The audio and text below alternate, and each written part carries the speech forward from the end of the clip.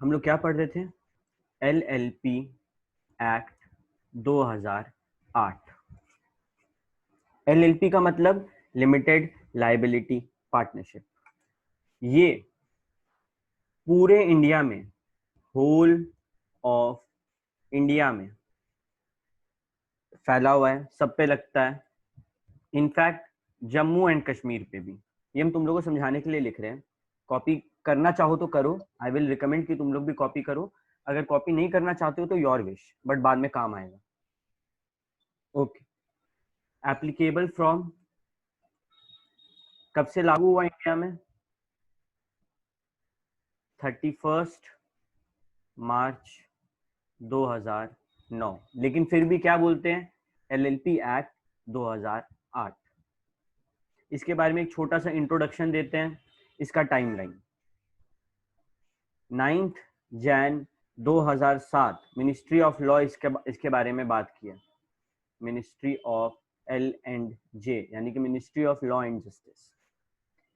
12 दिसंबर 2008 ये बिल बनकर पार्लियामेंट में पास हो गया। 7 जनवरी 2009 इस बिल को प्रेसिडेंट साइन किए एंड 31 मार्च 2009 ये पूरे इंडिया में लागू हो गया। अगर बात करें इसके सेक्शंस के बारे में, इसमें टोटल 81 सेक्शंस हैं और 4 शेड्यूल्स हैं।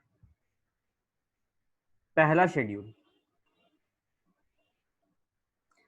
शेड्यूल बात करता है mutual rights and duties of partners with LLP, कि पार्टनर्स को क्या हक है और क्या ड्यूटी मिला हुआ है, क्या जिम्मेदारियां और क्या हक है। सेकंड शेड्यूल बात करता है कि एक फर्म को अगर LLP में कन्वर्ट करना है, क्या कर सकते हैं? बिल्कुल कर सकते हैं। थर्ड शेड्यूल लॉ प्लेस करता है, अगर एक प्राइवेट कंपनी को LLP में बनना है तो क्या करना है। और फोर्थ शेड्यूल में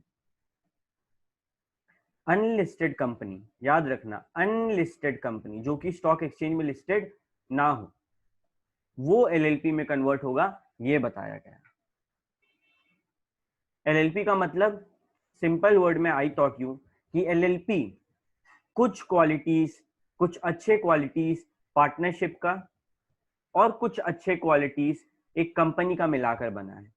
यानी कि एक LLP पार्टनरशिप से अलग है और वो LLP कंपनी से भी अलग है। ये तीनों अलग अलग कॉन्सेप्ट हैं। Partnership is something entirely different, company is something entirely different, और LLP इन दोनों कॉन्सेप्ट्स के बीच में एक हाइब्रिड है। ठीक है, ओके। तो ये क्या एक है? हाइब्रिड है, hybrid of partnership and company. कुछ डेफिनेशंस के बारे में हम लोग पढ़े थे, जैसे कि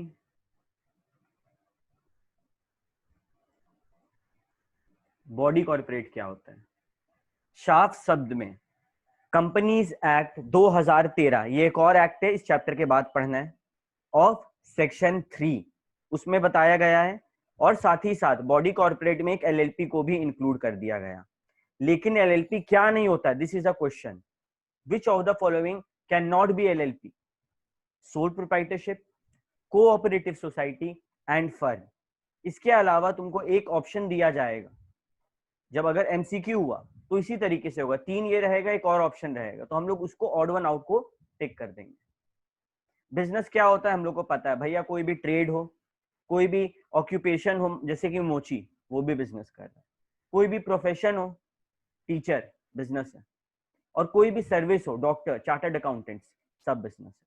फाइनेंशियल ईयर एज ऑलवेज 1 अप्रैल से 31 मार्च तक। फॉरेन LLP जो कि या तो फॉर्म इंडिया में नहीं हुआ, या तो इनकॉर्पोरेट इंडिया में नहीं हुआ, या फिर रजिस्टर इंडिया में नहीं हुआ, वो कौन सा LLP? Foreign LLP।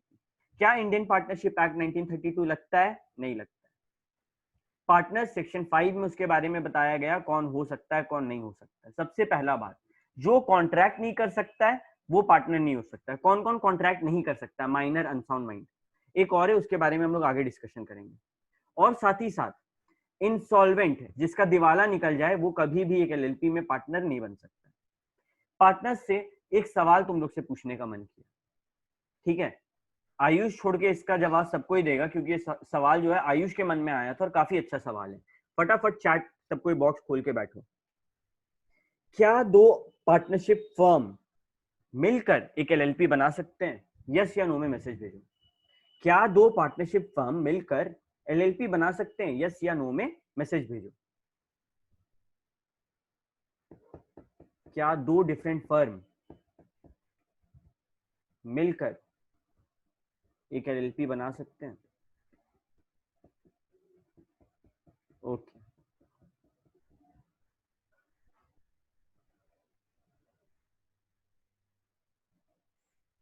अगेन जिनका जवाब यस है उनको लॉ पढ़ना सीखना होगा। क्यों?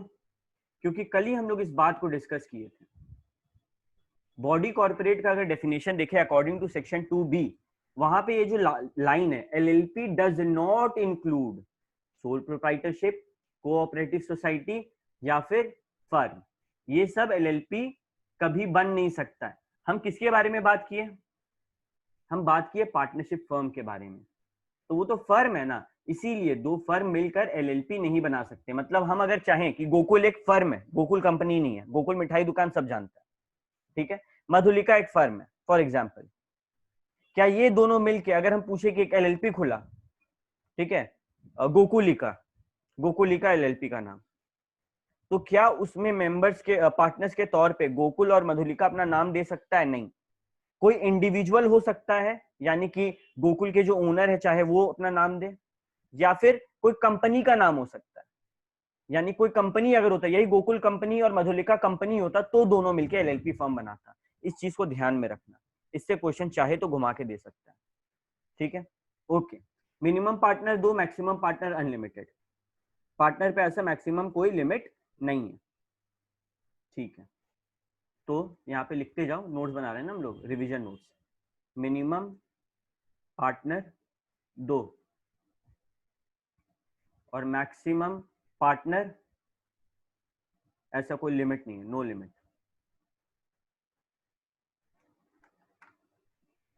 अच्छा, अगर दो पार्टनर है ए बी और बी चलता बना, बी अब इस दुनिया में नहीं है, या फिर बी पार्टनरशिप फर्म छोड़ दिया, तो कितना बचा? तो बचा एक। जब ये एक पार्टनर बचेगा, हम लोग को याद रखना है इसके पास 6 महीने का टाइम है। 6 महीने में इसको दो में से एक डिसीजन लेना है, या तो ऑप्शन 1 ये कन्वर्ट कर ले अपने एलएलपी को कोई और चीज में, या फिर ऑप्शन 2 कि एक न्यू पार्टनर ढूंढ के लाए। इसके लिए टाइम कितना है? 6 मंथ।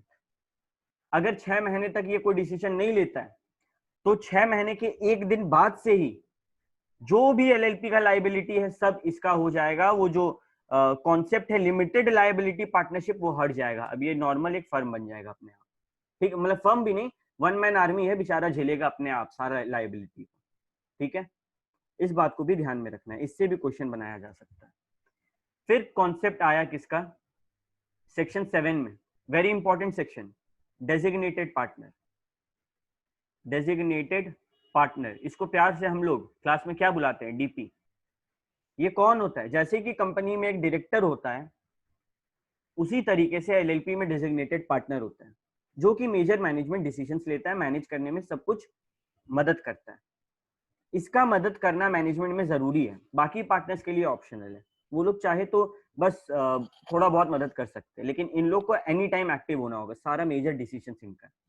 एटलीस्ट 2 डीपी हर एलएलपी में होना अनिवार्य है, जरूरी है। और इस दो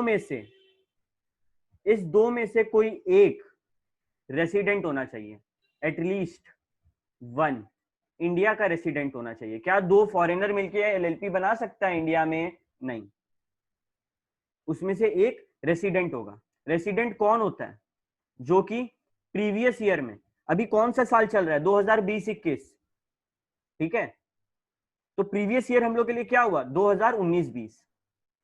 तो जो प्रीवियस ईयर में मिनिमम 180 दिन या फिर उससे ज्यादा था इंडिया में, ठीक है? या तो 180 दिन हो या फिर उससे ज्यादा हो, तभी वो डेजिग्नेटेड पार्टनर का पद को स्वीकार सकता है। सर 180 या 182? एक मिनट रुको, कंफर्म कर लेते। बुक में क्या दिया है? 182। बुक में 182 दिया है, रुको। तो रेसिडेंट कौन होता है? जो प्रीवियस ईयर में मिनिमम 182 दिन यानी कि 182 डेज इंडिया में हो, उसी को हम लोग डेजिग्नेटेड पार्टनर बना सकते हैं। इसके बाद एक काफी ही इंपॉर्टेंट कॉन्सेप्ट आता है, कैरेक्टरिस्टिक्स। अगेन ये जो है एग्जाम पर्सपेक्टिव से इंपॉर्टेंट है, बहुत बार आ चुका है एग्जाम में, ठीक है? तो इस चीज का ध्यान रखना है। कैरेक्टरिस्टिक्स मतलब हम लोग को कैसे पता चलेगा कि इसको एलएलपी बुलाना है? सबसे पहले वो एक बॉडी कॉर्पोरेट होगा। एलएलपी क्या होता है? एक बॉडी कॉर्पोरेट, यानी कि उसका अपना नाम होता है, अपना कॉमन सील होता है, अपना साइन होता है, अपने नाम पे वो एसेट खरीद सकता है, अपने नाम पे वो लाइबिलिटी इनकर कर सकता है। वो अलग है और बिजनेसमैन अलग है। क्या पार्टनर्स के मरने से एक एलएलपी खत्म होता है? कभी नहीं, ठीक है? यानी कि उसका परपेचुअल सक्सेशन है, वो चलता ही जाता है। उसके बाद ये सेपरेट लीगल एंटिटी होता है, ठीक है? यानी कि एलएलपी अलग और उसके पार्टनर्स अलग।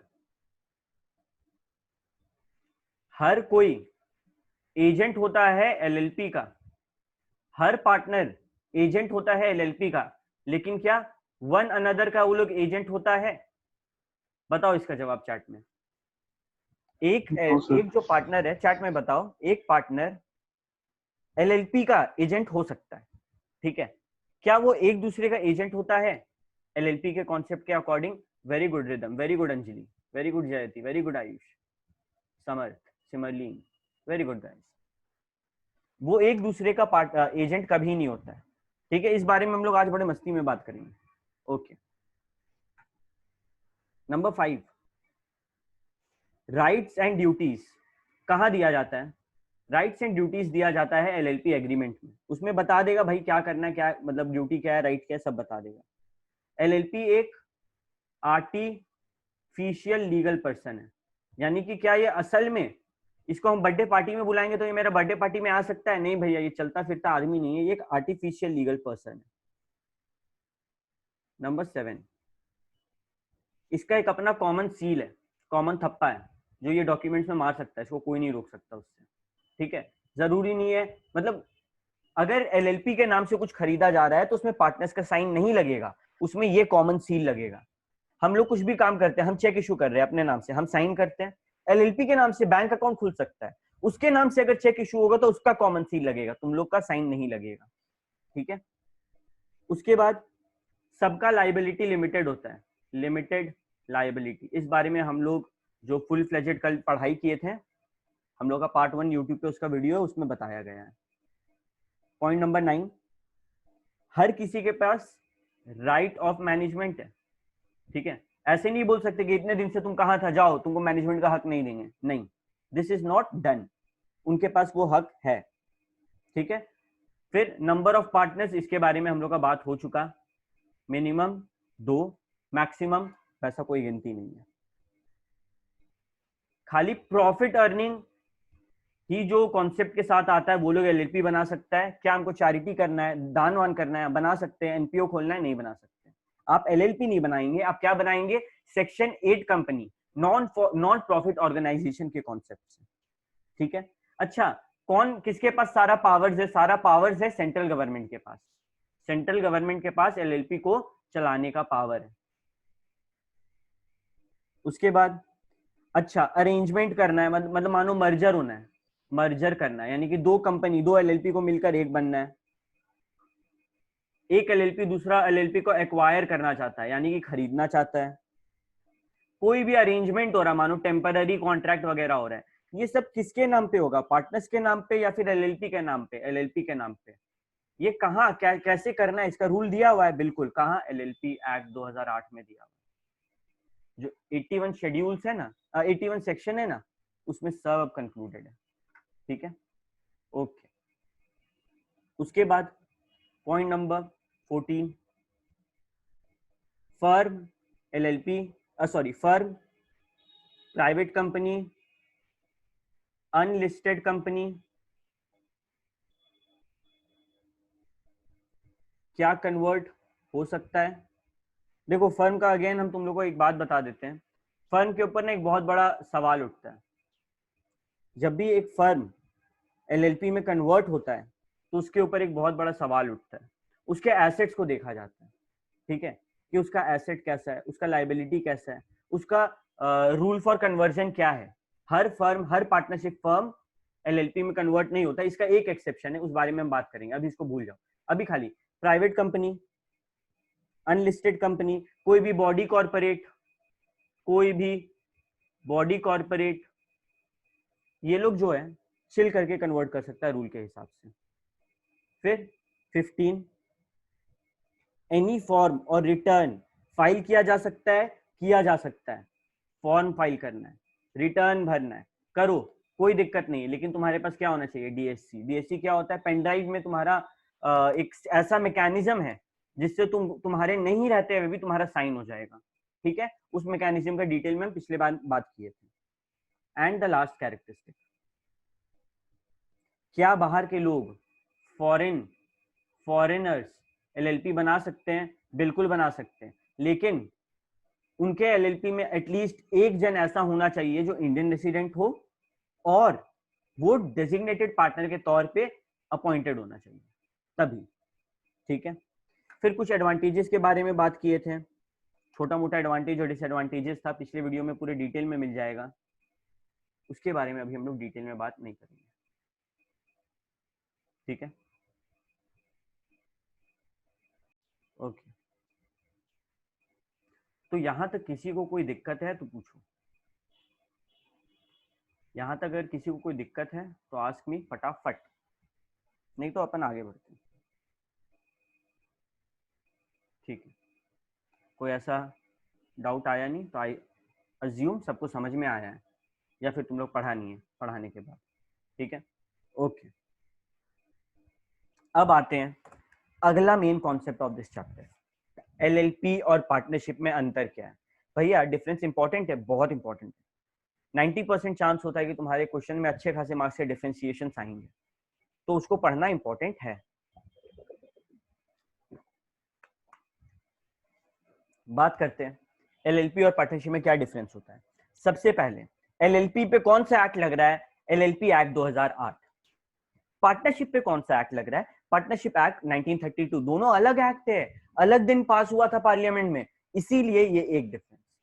क्या पार्टनरशिप एक बॉडी कॉर्पोरेट है? बिल्कुल नहीं। बॉडी कॉर्पोरेट कहां डिफाइन हुआ है? कंपनीज एक्ट 2013 के सेक्शन 3 में,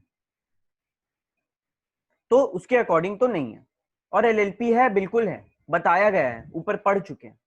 एलएलपी और उसके पार्टनर्स दोनों अलग अलग होते हैं। पार्टनरशिप फर्म और पार्टनर्स का लाइबिलिटी अनलिमिटेड होता है, दोनों को एक ही समझा जाता है। क्रिएशन, एलएलपी कैसे बनता है? लीगली प्रोसेस से। और पार्टनरशिप मस्त हम लोग बैठे हुए चाय नाश्ता कर रहे हैं, मन किया पार्टनरशिप फर्म बनाने का, बन जाएगा, बस एग्रीमेंट करना। एलएलपी का लीगल प्रोसेस है। एलएलपी रजिस्टर होना कंपलसरी है, लॉ को बताना, आरओसी को बताना, रजिस्ट्रार ऑफ कंपनीज को बताना जरूरी है, बिल्कुल। पार्टनरशिप तुम्हारा मन है बताओ सरकार को, बताओ कोर्ट को, नहीं मन है मत बताओ, कोई दिक्कत नहीं है, ऑप्शनल है। लेकिन बताया, मतलब कहा जाता है कि पार्टनरशिप का अगर एग्रीमेंट वगैरह रजिस्टर्ड हो तो अच्छी बात है। एलएलपी का परपेचुअल सक्सेशन का कॉन्सेप्ट है। अगर एलएलपी के पार्टनर्स किसी कारणवश नहीं रहते हैं तो क्या उनके लीगल आयर्स, उनके सक्सेसर्स, उनके नॉमिनीज उसको चला सकते हैं? बिल्कुल। बट क्या पार्टनरशिप में ऐसा होता है? अगर वॉलेंटरीली एक जन के साथ हुआ तो ठीक है, उसमें भी वो पार्टनरशिप फॉर्म डिसॉल्व हो जाता है, एक नया का जन्म होता है। तो बेसिकली परपेचुअल सक्सेशन कभी पार्टनरशिप में एग्जिस्ट नहीं करता है, देखा जाए तो। एलएलपी जब भी अपना नाम लिखेगा उसको लिखना होगा लास्ट में ये 3 वर्ड, एलएलपी लिमिटेड। इनफैक्ट अगर तुम अपना मानो हम लोग सबको मिलकर एक एलएलपी खोले, ठीक है, तो इस नाम को लेके हम लोग को बहुत लॉ पढ़ना है। पहला लॉ है कि एलएलपी लिमिटेड अपने बोर्ड पे लिखना जरूरी है। फॉर एग्जांपल हम लोग को कोई दुकान है, मानो गोकुल एलएलपी हम लोग खोले, तो लिखेंगे उसको गोकुल एलएलपी लिमिटेड, जहां दुकान का नाम है ना उसके बगल में बताना होगा सबको कि वो लिमिटेड है, मतलब बोर्ड पे विजिबल होना चाहिए, इतना स्ट्रिक्ट रूल है। पार्टनरशिप फॉर्म में कोई वैसा बोला नहीं गया। लाइबिलिटी एलएलपी में लिमिटेड होता है, पार्टनरशिप में अनलिमिटेड होता है। म्यूचुअल एजेंसी, म्यूचुअल एजेंसी का मतलब क्या एक पार्टनर के कुछ करने से दूसरा पार्टनर उसका भुगतान भरेगा? फॉर एग्जाम्पल, तुम लोग सब स्क्रीन पे देखना, कॉपी करने का जरूरत नहीं है। फॉर एग्जाम्पल, 3 बंदा है, राजू, श्याम, बाबूराव, ठीक है, 3 लोग हैं। अभी बाबूराव कुछ गड़बड़ किया, बाबूराव कुछ गड़बड़ किया, अगर ये फर्म है, अगर ये पार्टनरशिप फर्म है तो तीनों भुगतान भरेगा उस गड़बड़ का। लेकिन अगर ये एलएलपी है तो ये इसका जिम्मेदारी है, ये लोग इस गड़बड़ से बाउंड नहीं है। इसमें कुछ रूल्स है, आगे पढ़ेंगे, ठीक है। डेजिग्नेटेड पार्टनर, भैया ये कॉन्सेप्ट एलएलपी का है, सेक्शन 7 ऑफ एलएलपी। क्या ये डेजिग्नेटेड पार्टनर का कॉन्सेप्ट पार्टनरशिप में है? बिल्कुल नहीं। पार्टनरशिप अपना नाम से साइन कर सकता है? बिल्कुल नहीं, लेकिन एलएलपी कर सकता है। कॉमन सील यानी कि अपना नाम से ठप्पा दे सकता है। ज्यादा लीगल कंप्लायंसेस कहां पे?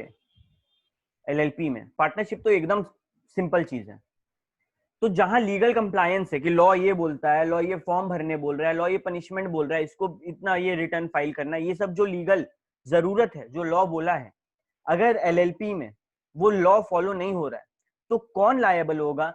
सिर्फ डेजिग्नेटेड पार्टनर। कुछ केसेस में बाकी पार्टनर्स होंगे, लेकिन वो केसेस हम लोग अभी नहीं मान रहे। हम लोग समझ रहे हैं कि सिर्फ और सिर्फ डेजिग्नेटेड पार्टनर, अगर फॉर्म भरना है, एनुअल रिटर्न भरना है, नहीं भराया, कोर्ट किसको बुलाएगा? Designated partner. लीगल कंप्लायंसेस नहीं हुआ, कोर्ट किसको बुलाएगा? Designated partner. जबकि पार्टनरशिप फर्म में सब कोर्ट किसको बुलाएगा? सारा पार्टनर को, कि तुम लोग सब आओ।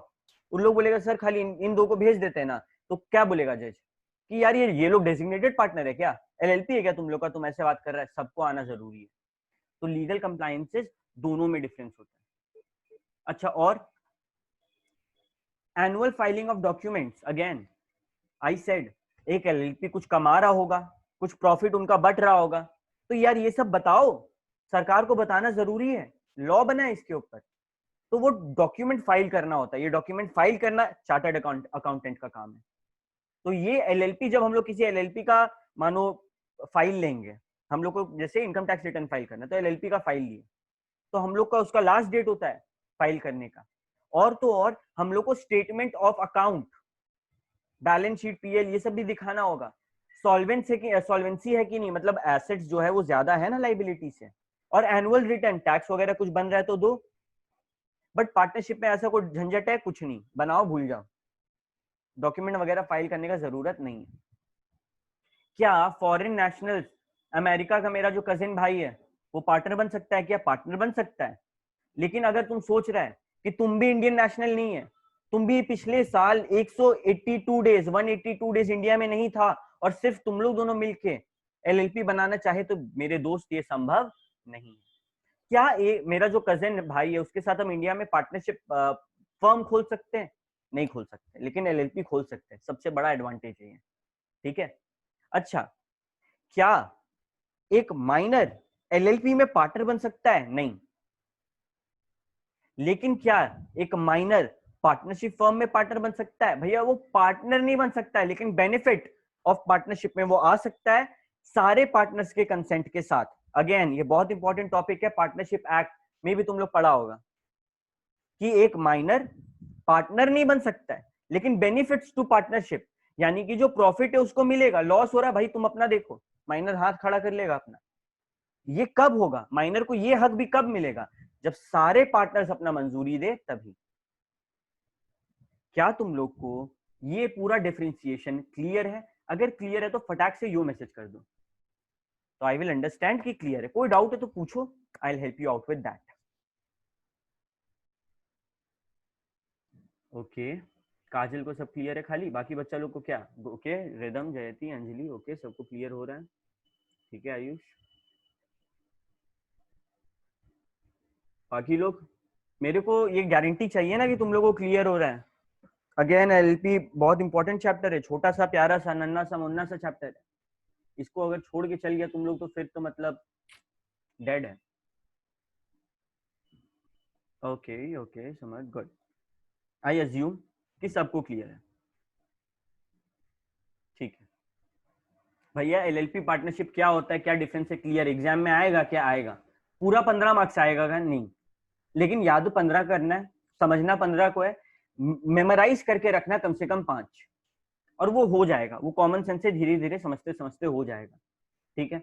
Okay, another important differentiation, LLP and company. एक एलएलपी और कंपनी अलग अलग चीज है।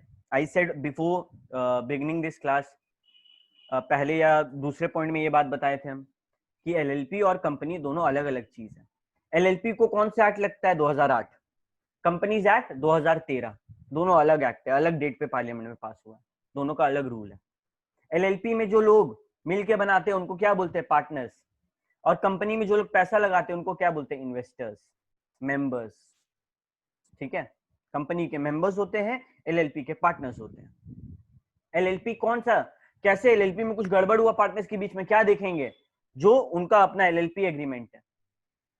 लेकिन कंपनी के लिए लॉ बन चुका है हर चीज को लेके, उनका एग्रीमेंट कोई मैटर नहीं है वैसा, वो एग्रीमेंट भी लॉ के तहत ही कुछ करेंगे। तो वो मतलब क्या होता है ना, कंपनी में तुम लोग को समझा रहे हैं, अलग अलग आर्टिकल्स होते हैं, और कंपनी ना कोई एक आर्टिकल अडॉप्ट करेगा कि भाई मेरा कंपनी को ये चीज पसंद है तो ये आर्टिकल दे दो। उतना ऐसे कोई बूफे सिस्टम नहीं है कि जो मन वो उठा लो, ठीक है, कि जो मन हम वो नया नया चीज रखें, नहीं। लेकिन एलएलपी में तुम्हारे पास ऑप्शन है, बैठो बात करो, एक एग्रीमेंट पे आओ।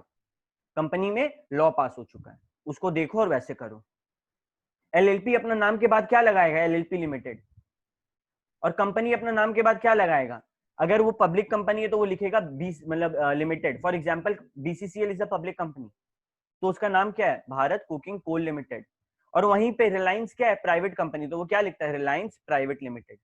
तो जो प्राइवेट कंपनी होते हैं उनको अपने नाम में प्राइवेट लिमिटेड लिखना जरूरी है, और जो पब्लिक कंपनी होते हैं वो सिर्फ लिमिटेड लिख के भी काम चला सकते हैं। ओके, नंबर ऑफ मेंबर्स, भैया आप एलएलपी में दो, मिनिमम और मैक्सिमम का कोई लिमिट नहीं। लेकिन जब कंपनी पे बात आता है ना, तो कंपनी मेंबर्स के बेसिस पे अलग अलग टाइप्स के होते हैं। इसके ऊपर हम एक क्लास लिए थे, याद करो, छोटा सा, ठीक है। जिनको नहीं है कोई दिक्कत नहीं, हम लोग अगले चैप्टर में वही क्लास फिर से करेंगे कंपनीज एक्ट में, तो कोई दिक्कत नहीं है, ठीक है। फॉर द टाइम बिंग, अगर एक प्राइवेट कंपनी है उसमें मिनिमम कितना, 2, और मैक्सिमम 200। अगर कोई पब्लिक कंपनी है उसमें मिनिमम कितना, 7, और मैक्सिमम कोई लिमिट नहीं है, ठीक है। ओके, अब आते हैं मेंबर्स के लाइबिलिटी के ऊपर। अगर एक एलएलपी है तो उसमें मेंबर्स का लाइबिलिटी क्या है भैया, लिमिटेड है। फॉर एग्जांपल राजू श्याम बाबूराव, तीनों पार्टनर्स है एलएलपी में। बाबूराव कुछ गड़बड़ किया, उसका टेंशन है, हम लोग दोनों उसका भुगतान नहीं भरेंगे। लेकिन एट द सेम टाइम वही अगर पार्टनरशिप फॉर्म हो तो क्या होगा भैया, तीनों नुकसान भरेगा। सॉरी, वही अगर कंपनी होगा तो क्या होगा, अगर कंपनी होगा तो उसमें भी वो गारंटी देके रखता है, उसमें भी लाइबिलिटी लिमिटेड होता है, ठीक है। लेकिन उसका कोई और रूल है उसमें, अगर हम लोग देखें, रुको तुम लोग स्क्रीन पे दिखाते हैं। कंपनी जो होता है वो 3 तरीके से लिमिटेड होता है। पहला, लिमिटेड बाय शेयर्स, कि फॉर एग्जांपल हम लोग 10-10 रुपया करके शेयर खरीदते थे 11-12 में, याद करो अकाउंट्स में, है ना। तो उसमें रहता था ना 25 रुपीज अनकॉल्ड, 25 रुपीज अनपेड, तो उतना मेरा लाइबिलिटी है कि हमको 25 रुपीज देना है। ओके, ये शिवम शर्मा कौन है, कोई जानता है क्या, इससे पहले कोई शिवम शर्मा आया है क्या हम लोग के इसमें, आई थिंक नेहा है ये।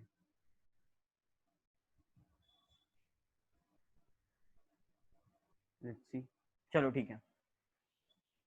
सेकंड, लिमिटेड बाय गारंटी, अगला गारंटी दे देगा कि हम इतना देंगे और उतना ही देगा। और एक होता है अनलिमिटेड कंपनी। तो कंपनी जो होता है उसमें ये सब झाम है, ये सब टेंशन है कि 3 टाइप का लिमिटेड हो सकता है, लेकिन ऐसा कोई टेंशन नहीं है एलएलपी में, वो हमेशा लिमिटेड ही रहता है। बात करते हैं मैनेजमेंट में। एलएलपी का मैनेजमेंट कौन देखता है, डेजिग्नेटेड पार्टनर। कंपनी का मैनेजमेंट कौन देखता है, बोर्ड ऑफ डायरेक्टर्स।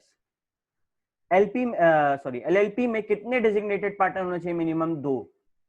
लेकिन कंपनी का रूल है प्राइवेट कंपनी के लिए 2, और अगर पब्लिक कंपनी है तो मिनिमम 3 डायरेक्टर होना मांगता है। ठीक है, डायरेक्टर क्या होता है? जो लोग मेन डिसीजंस लेते हैं, टॉप लेवल मैनेजमेंट के मेंबर्स होते हैं। हम लोग पढ़े hierarchy, top level, middle level, lower level, तो टॉप लेवल में होते हैं डायरेक्टर्स। ये जो डिफरेंशिएशन है ये तुम लोगों को क्लियर है सब पॉइंट्स? किसी को किसी भी पॉइंट में कोई दिक्कत अगर नहीं है तो यो मैसेज कर दो।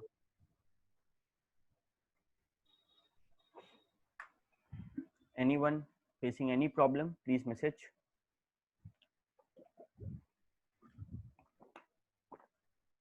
ओके, ठीक है, गुड। तो भैया दो डिफरेंस, एक तो एलएलपी और पार्टनरशिप और दूसरा एलएलपी और कंपनी, अपना क्लियर है। ठीक है, कोई नींद में उठा के भी पूछेगा तुम लोग बता देगा, बस याद करना है बैठ के एक बार, ऐसे समझ में क्लियर है। अब आते हैं one of the most important concept. इस कॉन्सेप्ट में बच्चा लोग गलती करता है। ठीक है, सबसे पहले हम लोग बात करते हैं प्रोसेस ऑफ, कॉपी में लिखते जाना, इनकॉर्पोरेशन ऑफ एलएलपी। ये सब नोट्स ना एग्जाम से पहले काम आएगा, जो अभी इससे पहले लिखवाएं, जो अब लिखवाएंगे एग्जाम से पहले, जब ये सब देखेगा ना तुम लोग तो तुम लोग को याद आएगा क्या बात हुआ। सबसे पहला स्टेप, स्टेप 1, डेजिग्नेटेड पार्टनर्स जो होते हैं, डेजिग्नेटेड पार्टनर्स, प्यार से क्या बुला रहे थे इनको? डीपी। ये लोग ना एक नंबर लेंगे जिसको बोलते हैं डीपीआईएन या फिर डीआईएन, जिसका नाम है designated partners identity number. DIN अगर बात हो रहा है एलएलपी के तहत तो वो है डेजिग्नेटेड पार्टनर्स आइडेंटिटी नंबर, और अगर कंपनी में कभी डीआईएन का नाम आए उसका मतलब है डायरेक्टर्स आइडेंटिटी नंबर। ठीक है, दोनों अलग अलग चीज है, इसीलिए हम डीपीआईएन साथ में लिखे। तो सबसे पहले जो डेजिग्नेटेड पार्टनर है उनको उनका रोल नंबर लेना होगा। अरे भाई तुम डेजिग्नेटेड पार्टनर है, तुम हल्का चीज नहीं है, कोई भी गड़बड़ होगा कोर्ट तुमको बुलाएगा, तुम्हारा इज्जत है, तुम्हारा रुतबा है आरओसी में, तुम्हारा एक छाप छुटा हुआ है वहां पे, तो तुमको एक रोल नंबर दिया जा रहा है कि तुमको कल को बुलाना हो। फॉर एग्जाम्पल राहुल, नाम तो सुना ही होगा, काफी कॉमन नाम है, हमारे क्लास में भी एक राहुल है। तो जब इतना सारा राहुल है, राहुल अग्रवाल भी बहुत सारा होगा, तो खाली नाम के बेसिस पे हम बता पाएंगे क्या कि किस एलएलपी में कौन राहुल अग्रवाल है? नहीं। लेकिन सबको अगर एक एक नंबर दे दें कि यार ये जो एलएलपी 1 है इसका डेजिग्नेटेड पार्टनर राहुल का नंबर है 4013, और जो एलएलपी 2 है वो राहुल का नंबर है 5021, तो अब डिफरेंशिएट हो गया ना। एक नंबर दो बार रिपीट हो नहीं सकता, दो अलग लोगों को एक डीपीआईएन कभी नहीं देंगे। तुम्हारे क्लास में ऐसा होता है रोल नंबर 21 और 2 लड़का हाथ उठा रहा है? कभी नहीं। उसी तरीके से यहाँ पे हो रहा है। तो डीपीआईएन क्या है? इनके लिए एक रोल नंबर। ठीक है, डीपीआईएन लेना अनिवार्य है, ऑप्शनल नहीं है। बात करते हैं स्टेप 2 के बारे में। सारे पार्टनर्स का डीएससी होना चाहिए। डीएससी बोले तो डिजिटल सिग्नेचर सर्टिफिकेट। क्या फुल फॉर्म है?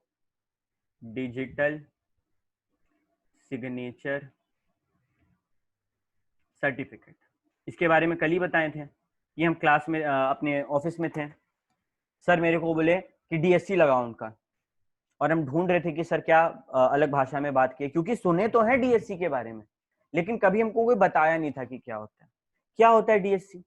भैया ये एक ऐसा मेथड है कि मानिए आप सीए, जो तुम्हारा सीए है, फॉर तुम लोग तो अपने सीए बनेगा, मानो तुम लोग का क्लाइंट तुम्हारे पास नहीं आ सकता, ठीक है, दूर रहता है। अरे भाई हम लोग बड़े सीए हैं, हम लोग के पास दूर दूर का क्लाइंट है, कश्मीर से लेकर कन्याकुमारी तक, तो क्या बोलेंगे? क्या आके साइन करके जाइए? नहीं। साइन करके स्कैन करके भेजिए? नहीं। हम लोग बोलेंगे अपना डीएससी दे दीजिए हम लोग को एक बार। वो एक पेन ड्राइव में अपना कुछ इंफॉर्मेशन और एक ऐसा मैकेनिज्म देगा जिससे अगला उसके पास ओटीपी आएगा, वो ओटीपी डालेगा, डिजिटल सिग्नेचर हो जाएगा। तो वो एक पेन ड्राइव के द्वारा होता है, ये होता है डीएससी। तो अब ये जो पार्टनर्स है ना, ये लोग पहले छपरी पार्टनर्स था, ठीक है, कोई हवा कुछ नहीं पता था, तो तुम लोग चार्टर्ड अकाउंटेंट जब बनेगा और ये लोग बोलेगा कि हम लोग को ऐसा कोई मेथड एलएलपी वगैरह खुलवाओ, तो तुम क्या बोलेगा, पहले डेजिग्नेटेड पार्टनर तुम लोग दोनों जाके डीपीआईएन लेकर आओ, कैसे लाना है वो तुम लोग सीखेगा आगे, और ये जो पार्टनर है ये लोग सबका क्या करके देगा, तुम डीएससी। ठीक है, ओके, कॉपी कर रहा होगा आई थिंक सब कोई। स्टेप 3, डीएससी डीपीआईएन दोनों हो गया।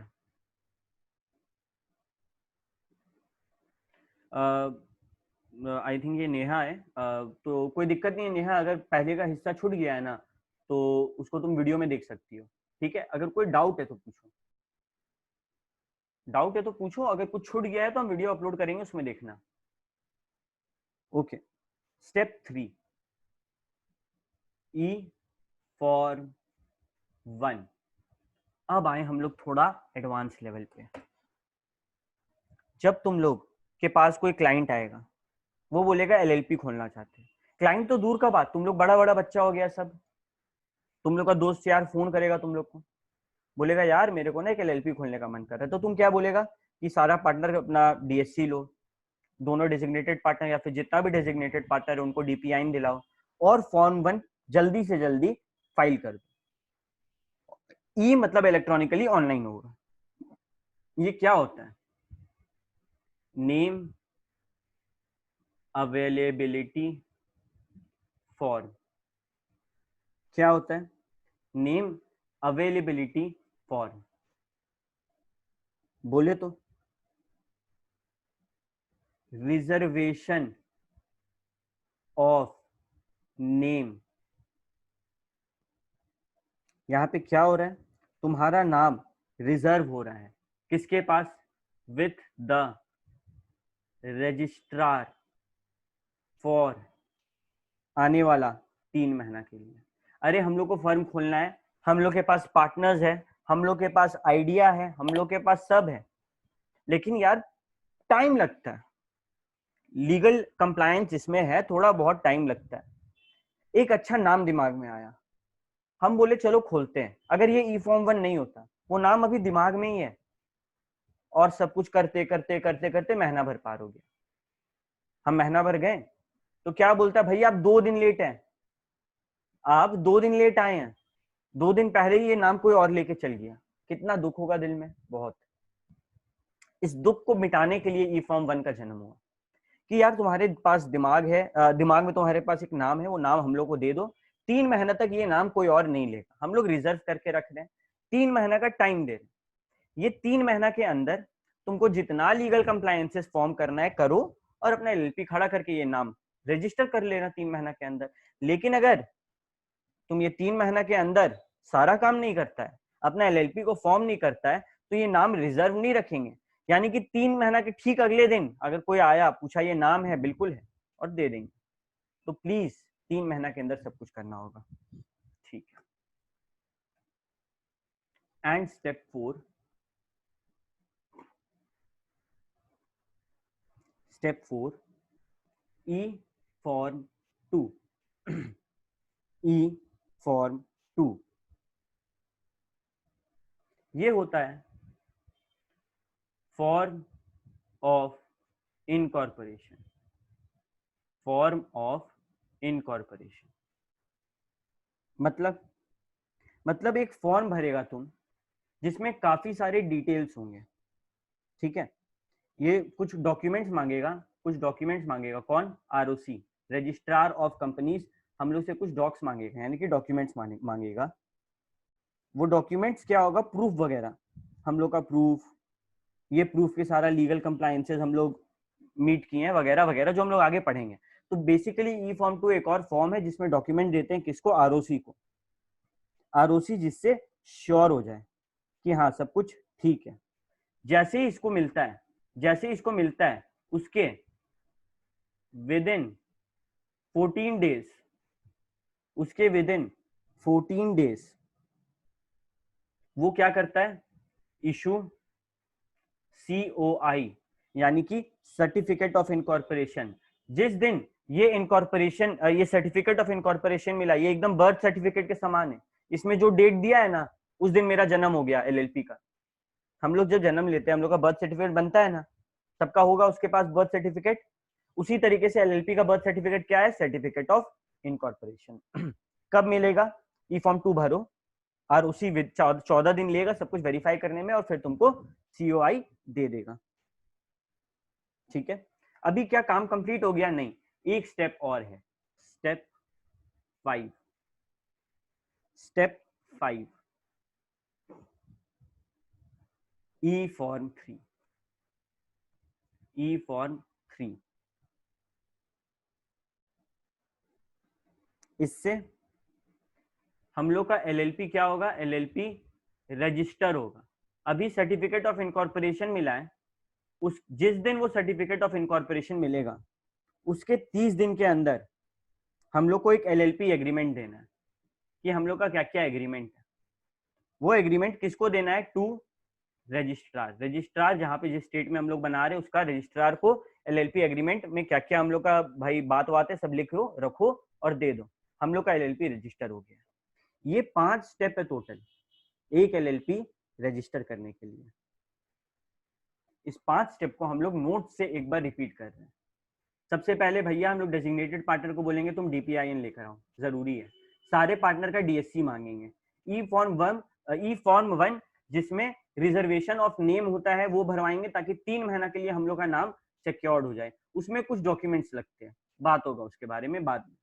ई फॉर्म 2 जिसमें इनकॉर्पोरेशन का सारा डॉक्यूमेंट होगा जो कि हम लोग आरओसी को देंगे।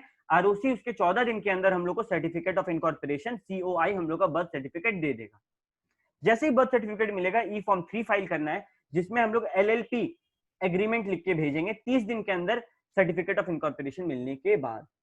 यहां तक सबको सब कुछ क्लियर, फटाक से यो मैसेज कर दूं। काफी इंपॉर्टेंट हिस्सा था, आई होप याद भी हो गया होगा।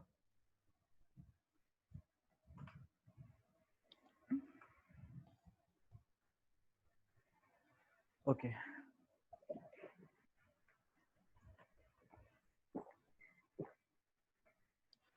ठीक है यार, 10 बच्चा है, 4 बच्चा यो बोलता है, बाकी बच्चा को क्या लिखने में दिक्कत होता है, हाथों में मेहंदी लगी है।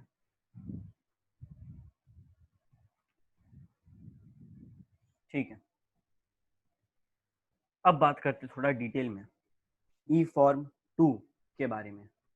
ठीक है,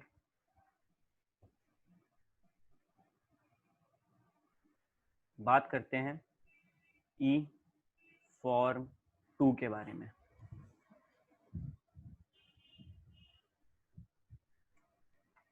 ठीक है, ये क्या था, ई फॉर्म 2 था हम लोग का इनकॉर्पोरेशन डॉक्यूमेंट। ठीक है, क्या है, इनकॉर्पोरेशन डॉक्यूमेंट।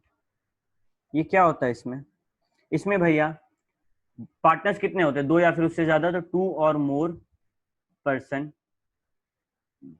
इसमें क्या होता है, 2 और मोर पर्सन सब्सक्राइब किसको करता है, इनकॉर्पोरेशन डॉक्यूमेंट। इनकॉर्पोरेशन डॉक्यूमेंट ये ई फॉर्म 2 में 2 जन का साइन होगा मिनिमम, जिन पार्टनर्स है उनका साइन होगा। अभी तुम लोग बताओ, कॉमन सेंस, तुम लोग घर में न्यूज़पेपर सब्सक्राइब करके रखा है, मतलब हर महीना हर दिन न्यूज़पेपर आ रहा है। मैगजीन सब्सक्राइब करके रखा तो हर वीक मैगजीन आ रहा है। नेटफ्लिक्स का सब्सक्रिप्शन है तो तुम लोग देख सकता है। उसी तरीके से एक एलएलपी को भी तो सब्सक्राइब करना होगा ना ताकि इसका फायदा उठा सके। तो यहाँ पे वो सब्सक्रिप्शन हो रहा है। हर पार्टनर इनकॉर्पोरेशन डॉक्यूमेंट में अपना साइन मारेगा कि भाई मेरा जो भी डिटेल है सब सही है। ठीक है, उसके बाद ये जो इनकॉर्पोरेशन डॉक्यूमेंट है ये किसको देंगे, ROC of state in which LLP is registered. जिस स्टेट में मेरा एलएलपी रजिस्टर्ड होगा उस स्टेट का आरओसी को हम इनकॉर्पोरेशन डॉक्यूमेंट दे देंगे। ठीक है, यानी कि ई फॉर्म 2 भेज देंगे, ऑनलाइन ही करना है, कोई टेंशन नहीं है। लेकिन इसके साथ एक स्टेटमेंट होगा। ठीक है, इस इनकॉर्पोरेशन डॉक्यूमेंट के साथ एक स्टेटमेंट होगा जो कि सीए या फिर CS या फिर CMA या फिर एडवोकेट, सिर्फ इन चारों के पास पावर है साइन करने का। उस स्टेटमेंट में क्या ये चार को पावर क्यों मिला भैया? क्योंकि भाई ये चार जो है ना, इनको लॉ का जानकारी है, इनको पता है कंपनी कैसे बनता है। तुम लोग को बता रहे हैं ना, तुम लोग उस सक्षम हो जाएगा जब तक तुम लोग CA बनेगा कि तुम लोग फटाक से एक LLP खुलवा दे। बाकी कोई नहीं खुलवा सकता। बीकॉम किया हुआ सर बच्चा CWA खुलवाएगा। नहीं होगा? ये CMA CWA होता है, ठीक है। ऐसे इसको बोलते हैं cost and management accountant. CWA का मतलब हो गया कॉस्ट एंड वर्क अकाउंटेंट। तो एक ही बात है। तो यही चार जन के पास पावर है उसको साइन करने का, ताकि वो लोग क्या करे, declares that all legal compliances are made. सारा लॉ के तहत हुआ है, सब कुछ सही है, सारा इंफॉर्मेशन सही है, कुछ गड़बड़ नहीं है। कल को कुछ गड़बड़ निकला, कोई फॉल्ट निकला, तो डेजिग्नेटेड पार्टनर्स के साथ साथ कौन फंसेगा? यहाँ पे जो साइन किया है वो। तो इनका बहुत अहम रोल होता है, तुम लोग का बहुत अहम रोल होगा, ठीक है। अगर अगर कोई, अच्छा पहले बता देते ई फॉर्म 2 में क्या क्या होता है। फॉर्म का कंटेंट क्या होता है, फॉर्म में क्या क्या डिटेल्स देते हैं।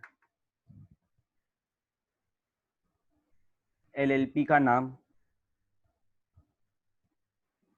उसका एड्रेस, कहाँ पे वो रजिस्टर हो रहा है, उसके पार्टनर्स का name and address of partners. जो भी CA CS CMA या फिर एडवोकेट वो ये ई फॉर्म 2 में साइन मारता है, वो सब वेरीफाई करेगा LLP का नाम सही है।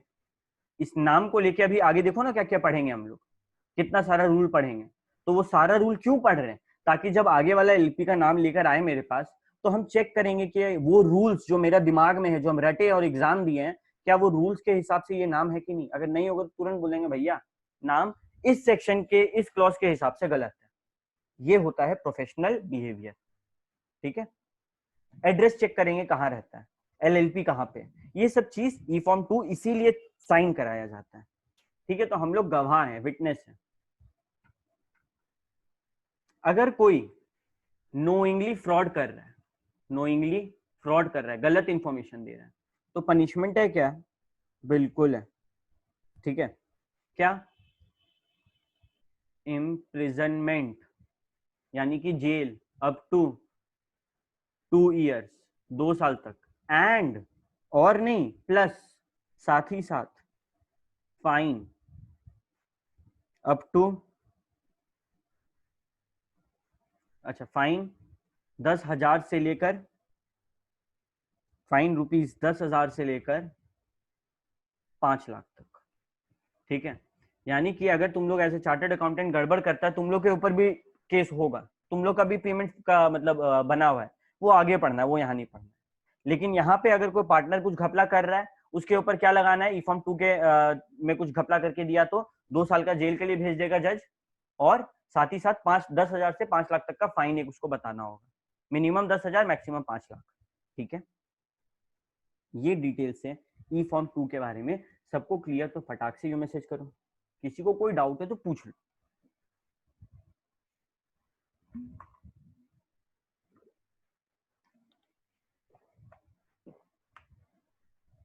गुड,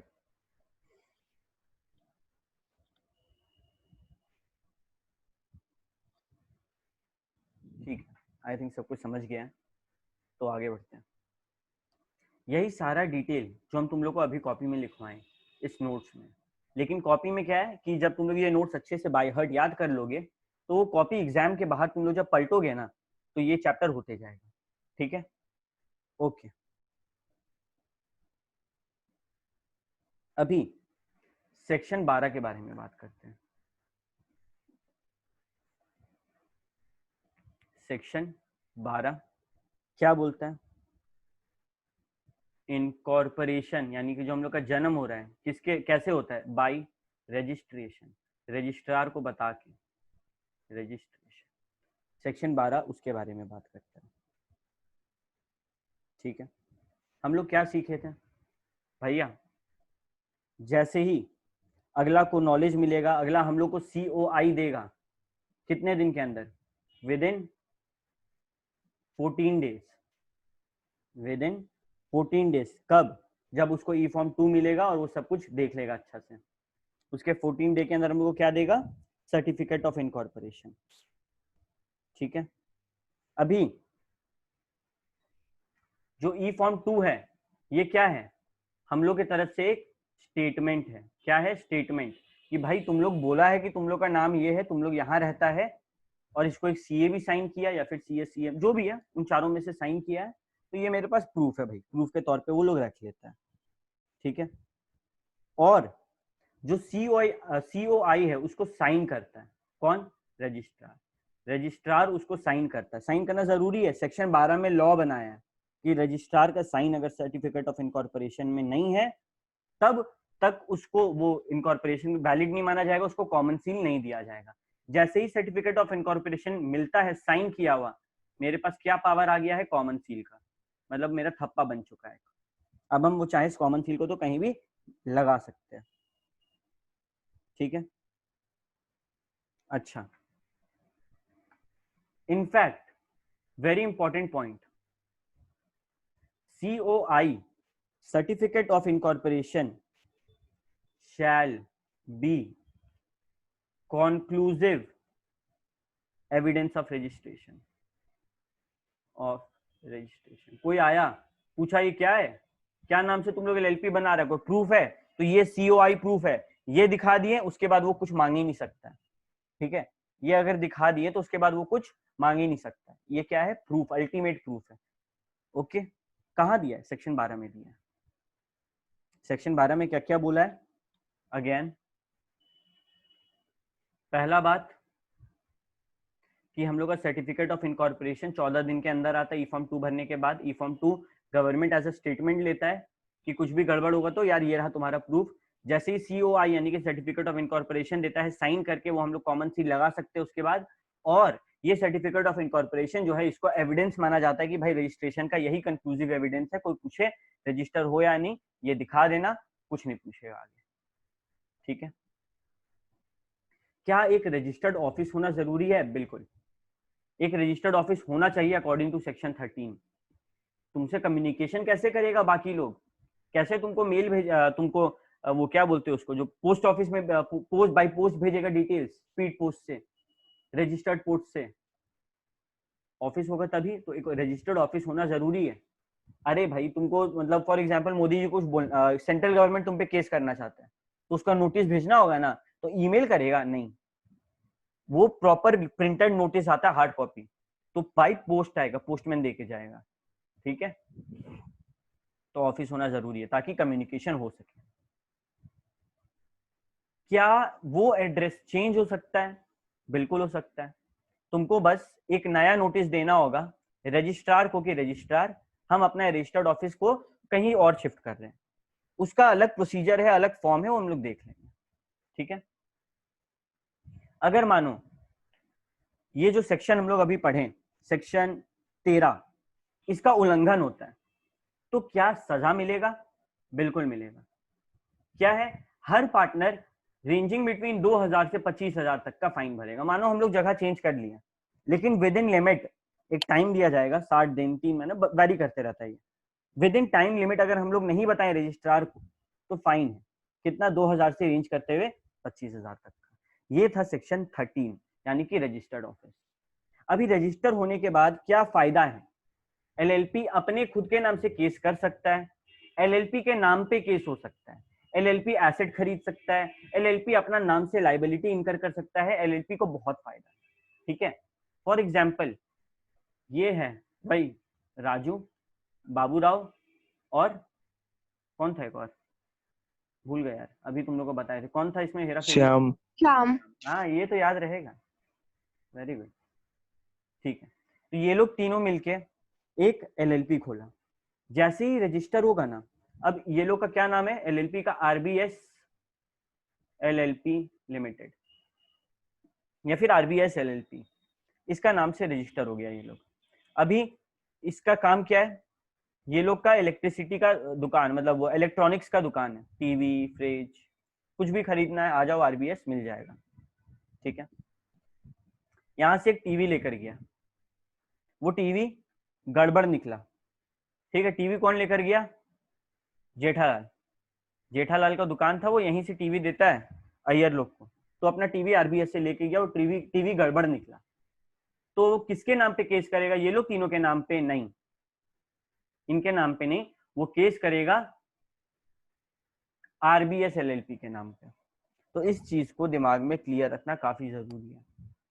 ठीक है, रजिस्ट्रेशन होने का सबसे बड़ा फायदा है कि वो ये जो नाम है अब इस पे केस होगा। ठीक है, कहाँ बोला है? सेक्शन 14 में बोला है। अब आते हैं अनदर मेन हिस्सा पे। ठीक है, यहां तक सबको सब कुछ क्लियर है ना? यहां तक किसी को कोई डाउट नहीं हो? आई थिंक भैया अगर रजिस्टर नहीं होता तो फिर पार्टनर्स के नाम पे केस करता। हाँ, तब तो वो अगर रजिस्टर नहीं तो वो एलएलपी नहीं, और एलएलपी नहीं तो वो फर्म है। ओके ओके, सबको समझ में आ गया? किसी का डाउट नहीं आ रहा है? तो आई think everyone understood it and now I will go further. ठीक है, section 15 again one of the most important section in this chapter. इसमें नाम कैसा होगा एलएलपी का ये बताता है। सबसे पहले हम तुमको बताएं, मानो तुम अब सीए बन गया, तुमसे पूछा भैया एलएलपी खोले, तुम उसका दुकान के बाहर गया, बोला अरे तुम अपना इसके बाहर ये नहीं लिखा लिमिटेड लाइबिलिटी पार्टनरशिप या फिर एलएलपी, अपना नाम के बाद एलएलपी लिखना जरूरी है। कहां लिखा? Section 15 of LLP act 2008। ठीक है, अभी कुछ नेम्स को सेंट्रल गवर्नमेंट अनडिजायरेबल मानता है। ठीक है, कि यार ऐसा नाम मत रखो। फॉर एग्जाम्पल, महात्मा गांधी का जो मर्डर हुआ था किसके बाद हुआ? किसने किया था? नथुराम जी ने, नथुराम गोडसे। अब रिस्पेक्ट इसलिए दे रहे क्योंकि बड़ा मेरे से उम्र में बड़ा है। ठीक है, तो उन्होंने महात्मा गांधी को मारा। अब क्या उनके नाम पे एक दुकान खुले, एक मॉल खुले, एक चौक बने, अच्छा लगेगा? नहीं लगेगा। तो इसको अनडिजायरेबल माना जाएगा। ओसामा बिन लादेन के नाम पे इंडिया में कुछ बन रहा है, अच्छा लगेगा? नहीं लगेगा, तो अनडिजायरेबल माना जाएगा। या फिर किसी एग्जिस्टिंग नाम से बहुत आइडेंटिकल है, फॉर एग्जाम्पल बुद्धि देखना, अभी एक कंपनी है आईटीसी लिमिटेड, हम तुम लोग से पूछे कि बच्चा लोग चल मिलके एक एलएलपी खोलते, तुम लोग बोला बिल्कुल भैया आइए। हम नाम पूछे तो बोला भैया उसका नाम लिखते हैं, स्क्रीन पे देखो, ITC LLP। वाह वाह, हम बोलेंगे यार ये तो आईटीसी लिमिटेड करके है। नहीं भैया, हम आई फॉर आइसक्रीम नहीं बात कर रहे हैं, हम आंख वाला आई का बात कर रहे हैं। टी फॉर टोमेटो का बात नहीं कर रहे हैं, हम तो चाय वाला टी का बात कर रहे हैं। सी फॉर कैट वाला का बात नहीं कर रहे, समुद्र वाला का सी का बात कर रहे हैं। तो भाई ऐसे नहीं चलेगा। क्यों? दोनों आइडेंटिकल है, एक ही बात है, दोनों एक सा चीज है, इसीलिए ये नाम नहीं रखा जा सकता। ठीक है, ओके। अभी किस किस का नाम नहीं रख सकते? कोई भी कंपनी हो, कोई भी बॉडी कॉर्पोरेट या फिर दूसरा एलएलपी या फिर रजिस्टर्ड फर्म हो, कोई रजिस्टर्ड ट्रेडमार्क हो जो उसको यूज कर रहा हो पहले से ट्रेडमार्क एक्ट 1999 के तहत, तो वो सब से रिसेंबल करता हुआ नाम नहीं रख सकते। कोई फर्म है जो रजिस्टर्ड नहीं है, उसका जैसा नाम रखा जा सकता है। फॉर एग्जाम्पल, मेरा खुद का मेडिसिन शॉप है, शर्मा मेडिकल। ठीक है, ये झरिया में एक है। एट द सेम टाइम मेरे पापा के कजन को दिमाग में आया कि हम एक दवाई दुकान खोलेंगे, और वो भी शर्मा मेडिकल के नाम से खोले। तो क्या हम लोग बोल सकते हैं कि कैसे खोले? नहीं बोल सकते। क्यों? भाई मेरा फर्म है, मेरा तो HUF है, हिंदू अनडिवाइडेड फैमिली का, रजिस्टर्ड नहीं है। लेकिन यहाँ पे ये तो रजिस्टर्ड, अगर शर्मा मेडिकल कोई और रजिस्टर कर ले और फिर हम लोग खोले तो वो हम लोग पे ऑब्जेक्ट कर सकता है चाहे तो समझ में आ रहा है इसका डिफरेंस कि नाम रजिस्टर करवाना क्यों जरूरी होता है। ओके, अगर भैया नाम बदल रहे तो क्या? सेक्शन 17 पूरा डील किया। हम लोग सेक्शन 15 पढ़े जिसमें बताया कि कौन सा नाम डिजायरेबल है, कौन सा नहीं है, और नाम के पीछे एलएलपी लगेगा। कहा? सेक्शन 15 में था। सेक्शन 17 क्या बोलता है कि अगर अपना एलएलपी का नाम बदलना है, हंस के बदलो ना, कौन रोका है। लेकिन वो बदला हुआ नाम तुमको किसको देना होगा? सेंट्रल गवर्नमेंट के नाम के तहत होना चाहिए। सेंट्रल गवर्नमेंट अगेन जो रूल रखा है कि किसी और से मिलना नहीं चाहिए, आपत्तिजनक नहीं होना चाहिए, तो वैसा नाम रखना है तुमको। ये नहीं कि भैया पहले तो हम लोग कोई और नाम लिखे अब रखे वो आईटीसी वाला नाम, नहीं, वो रख ही नहीं सकते, चाहे तुम दूसरी बार नाम बदलो चाहे 50वीं बार।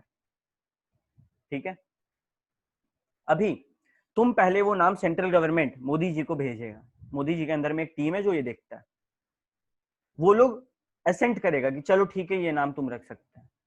उसके बाद विद इन 3 मंथ्स, जिस दिन तुमको मोदी जी का टीम बोला कि तुम ये नाम रख सकता है, नाम बदल लो। अगर तुम नाम नहीं बदल पा रहा है, वो चीज बताने के बाद तुम बता दिया मोदी जी को नाम बदलना है, फिर 3 महीना में बोला मन बदल गया, तुम पे फाइन लग जाएगा 10,000 से 5 लाख तक का एलएलपी के ऊपर। यानी कि या इस केस में ये आरबीएस एलएलपी जो हम लोग दुकान खोले थे इलेक्ट्रॉनिक्स का, इसके ऊपर कितना तक का फाइन लग सकता है? इसके ऊपर लग सकता है 10,000 से 5 लाख तक का फाइन। और जो उसके डेजिग्नेटेड पार्टनर है, जो बेवकूफ अनपढ़ बच्चा लोग ये किया, उसके ऊपर कितना फाइन लगेगा? 10,000 से 1 लाख का। मतलब अगर राम और श्याम डेजिग्नेटेड पार्टनर था उस एलएलपी में, तो दोनों के ऊपर 10,000 से लेके 1 लाख तक का फाइन लगाया जा सकता है। कुछ रूल्स है एलएलपी के नाम को लेकर। पहला, एलएलपी का नाम ओरिजिनल होना चाहिए, यूनिक होना चाहिए और आसान होना चाहिए समझने के लिए।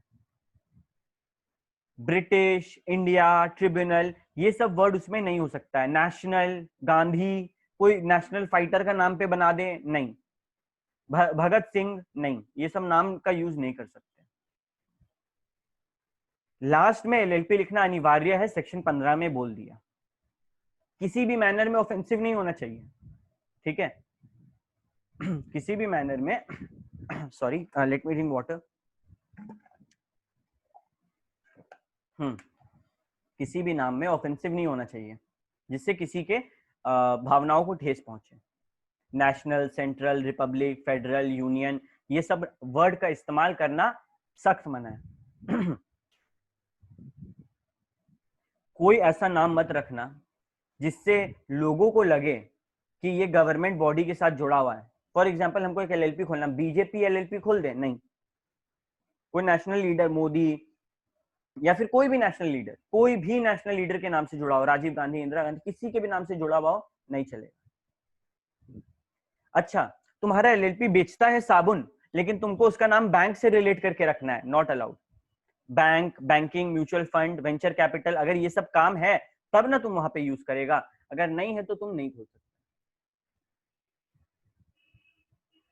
किसी और का ट्रेडमार्क, किसी और का चिन्ह का इस्तेमाल कर सकते हैं? नहीं कर सकते। अगर नाम लिख रहे हैं, हम साबुन बेचते हैं, तो मेरा नाम भी ऐसा होना चाहिए कि जिसमें पता चले मेरा साबुन का काम है। और अगर हम नाम रजिस्टर करने के लिए भेज रहे हैं, तो क्या मेरे दिमाग में एक नाम आया, अरे जैसे बच्चा लोग का नाम रखाता है, तो सारा नाम 6-7 नाम होता है, उसमें से 2 नाम चुनता है, एक घर का एक बाहर का, ठीक है? तो जब एक बच्चा के पास इतना ऑप्शन है, तो एलएलपी हम लोग का बच्चा से कम है क्या? एलएलपी को भी सरकार 6 नाम का चॉइस दिया। फॉर एग्जाम्पल, आज हमको एक अच्छा नाम याद आया, हम भेज दिए, फिर एक और अच्छा आएगा, फिर भेजेंगे, नहीं। तुमको टाइम दिया, तुम 6 नाम चुनो, अच्छा सा भेजो, वो 6 नाम रजिस्टर है, तुमको जो चुनना होगा चुनना, बाकी 5 को रद्द कर दिया जाएगा। यहां तक सबको सब कुछ क्लियर है? फटाफट यो भेजो, क्लियर नहीं है डाउट भेजो। यहां तक सबको सब कुछ क्लियर है?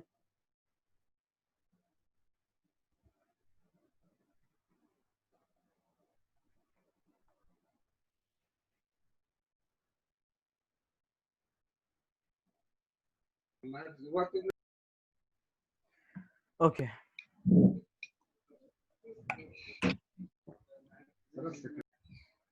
किसी का माइक अनम्यूट हो रहा है, बार बार ध्यान देना। ओके, लास्ट पॉइंट ये बोलता है कि हम एक एलएलपी बना रहे हैं, हमको एक नाम चूज करना है, लेकिन यार मेरे को ना, मानो हम एक नाम रखे उसका, ठीक है, घनश्याम एलएलपी, और साथ ही साथ मेरे को एक और नाम पसंद है। मानो अब हम घनश्याम एलएलपी का नाम भेज दिए सरकार के पास, इस 3 महीना के दौरान दूसरा नाम हम सोचिए, यार काश ये नाम भेज देते, अब नाम बदलने वाला हमको करना होगा, नहीं। तुम्हारे पास ऑप्शन है कि तुम 6 नाम तक भेज सकते हैं, 7-8 नहीं, 6, 5, 4, 3, 2, 1, कोई भी नाम भेजो 6 नंबर तक के अंदर, वो रखेगा वो 6 का 6। कोई और आएगा मांगने के लिए, बोलेगा अभी रुको, जैसे तुम एक नाम ले लेगा, बाकी 5 रद्द। अब कोई और आया, और उसको कोई और नाम पसंद था उन 5 में से, तो वो ले सकता है। ठीक है, okay, no further doubts are coming, I think everyone understood it clearly. अभी पार्टनर कौन हो सकता है भैया? जो इनकॉर्पोरेशन डॉक्यूमेंट को क्या करेगा, साइन करेगा। ठीक है, जो सब्सक्राइब करेगा हम लोग के इनकॉर्पोरेशन डॉक्यूमेंट को, वही पार्टनर कहलाएगा। पार्टनर का आपस में रिलेशनशिप कैसा होगा? जो भी राइट्स और ड्यूटीज है, कहाँ रहता है एलएलपी एग्रीमेंट में?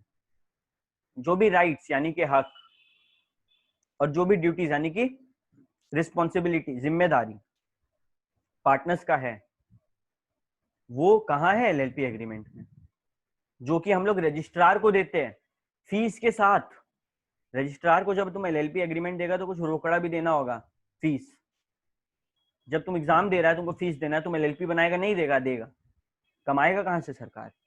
तो फीस देना होगा। वो जो टीम चेक करता है ना कि सारा डिटेल सही है कि नहीं, ये फीस वो टीम के पास जाता है, फिर मतलब सैलरी मिलता है, यही फीस है। ठीक है, ओके। अभी एलएलपी बना, हम लोग का कोई एलएलपी, तुम लोग कोई नाम बताओ तो यार, एक अच्छा एलएलपी जो हम लोग आगे एग्जाम्पल ले सकें। देखिए तुम लोग को हम सिखाएं सबको कि नाम कैसा होना चाहिए। ठीक है, नाम का हम कुछ तुम लोग को डिटेल बताएं, तो कोई तो एक अच्छा नाम भेजो हमको जो हम यूज कर सकें। एनीबडी? नोबडी? तुम लोग क्या है रे, तुम लोग कैसा सीए बनेगा रे? तुम लोग से आया और पूछा भैया ये नाम कैसा है, तुम लोग क्या बोलेगा? ऐसे चुपचाप बैठा रहेगा? कोई तो नाम भेजो, कुछ भी अच्छा सा।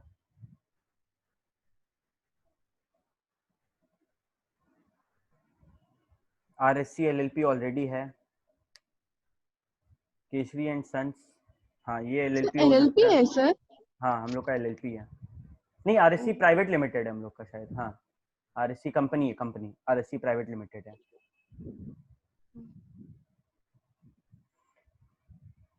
ठीक है,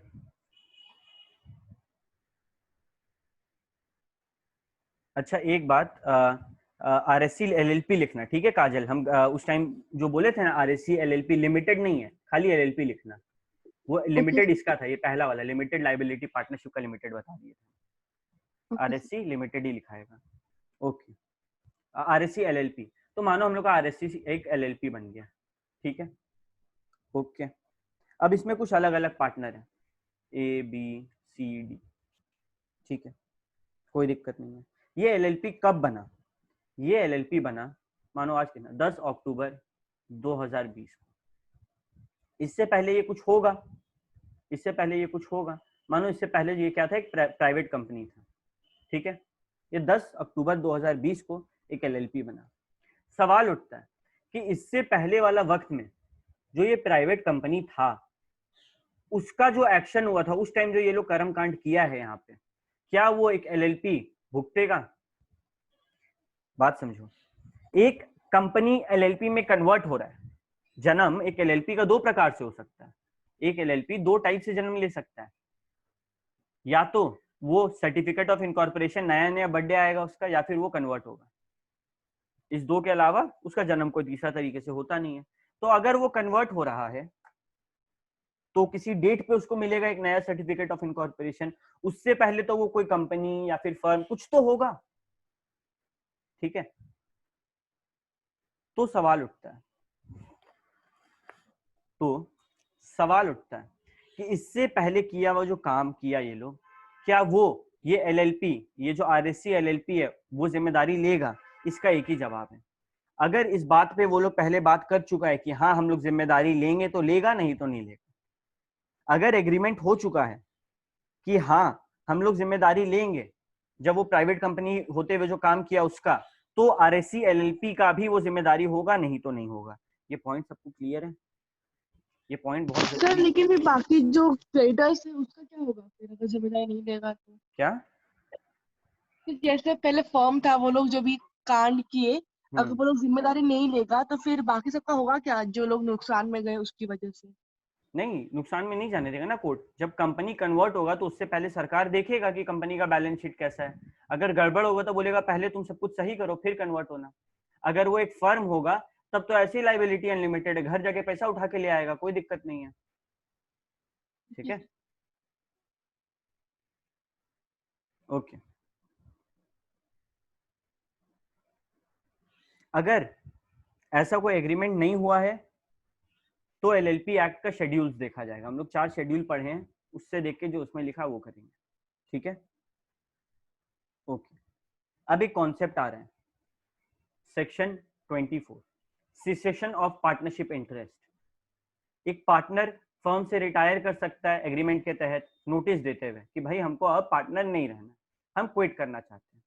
तो ये नोटिस कब देगा? 30 दिन पहले। अगर तुम एक फ्लैट में रह रहे हैं भाड़ा पे, तुमको छोड़ना है, 30 दिन पहले बताना होता है ओनर को। उसी तरीके से पार्टनरशिप फर्म छोड़ना है, 30 दिन पहले बताओ ओनर को, ठीक है।